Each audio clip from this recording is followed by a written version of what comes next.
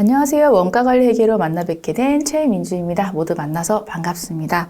원가관리 회계 부분 일단 어렵죠? 다 어렵다고 생각하시고 사실 막 수업도 안 듣고 막 시험 가시는 분들도 막 있어요. 근데 그러지 마시고 원가관리 회계 저랑 좀 같이 하셨으면 좋겠고 라는 의미에서 본 수업 전에 좀 겁먹지 말라라는 의미의 오리엔테이션 좀 진행하고자 합니다. 원가관리 회계 같은 경우는 우선 원가 파트로 해서 제 1장에서는 원가 회계 쪽으로 내용을 배울 거고요, 우리. 그리고 제 2장에서는 관리 회계 쪽으로 해서 내용 배워갈 겁니다.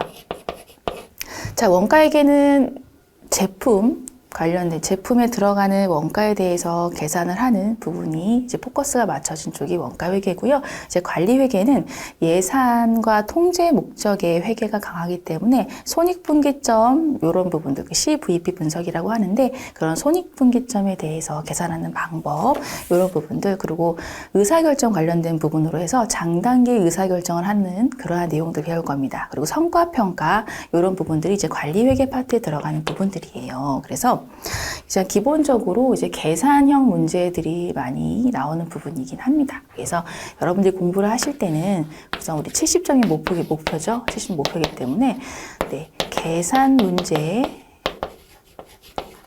열심히 풀어보셔야 되고요.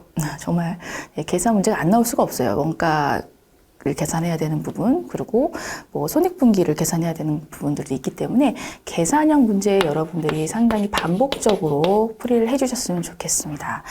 그리고 계산형 문제 그런데 풀만 하신 게요. 이제 문제를 계속 풀어보실 텐데 기출문제나 이런 것들 수록된 문제들 계속 풀어보시면 아시겠지만 우리 재경관리사 문제는 문제 은행식으로 나옵니다. 그래서 몇 개 문제를 풀어보시면 패턴이 동일해요. 그래서 계산형 문제 같은 경우는 특히나 거의 정형화되어 있다고 보시면 됩니다. 더 어렵게 나오지도 않고요.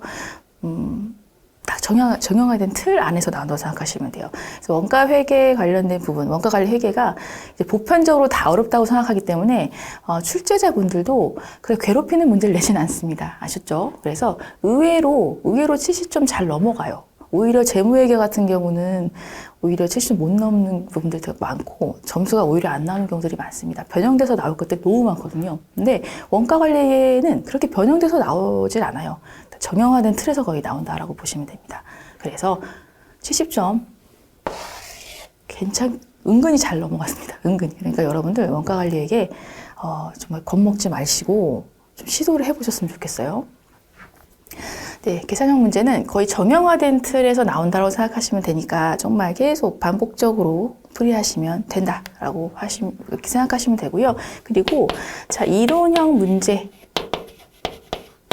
말문제죠. 말문제로서 뭐 옳은 것을 찾아라, 옳지 않은 걸 찾아라 이런 것들이 이제 말문제잖아요. 이런 이론형 문제 같은 경우들도 여러분들 거의 문제 은행식으로 또 나옵니다. 그래서 기본적으로 중요한 각 원가 계산 방법에 해당되는 부분들 파트에 들어가서 우리 해볼 테지만 각각의 원가 계산 관련된 부분에 특정하게 좀 중요한 포인트들이 있어요.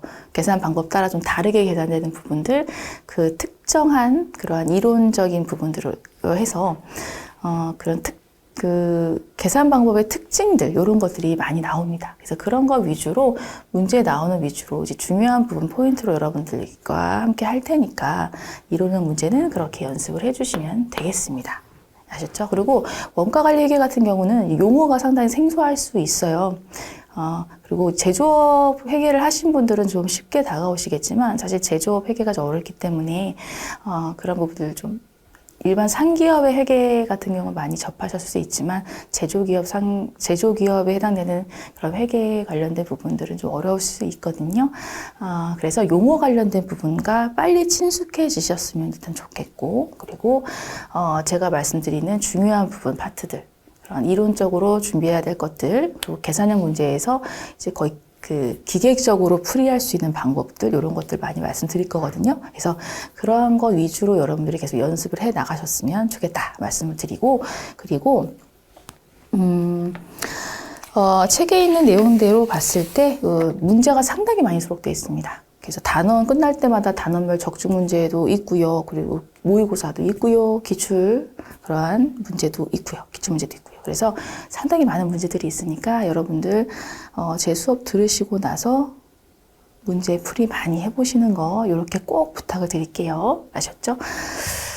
네, 이렇게 해서 저와 함께 원가관리 회계 하시면 70점 넘는 거 문제도 아닙니다. 아셨죠? 그럼 우리 본 수업 시간에 다시 한번 힘내서 만나보도록 하겠습니다. 수고 많으셨습니다. 감사합니다.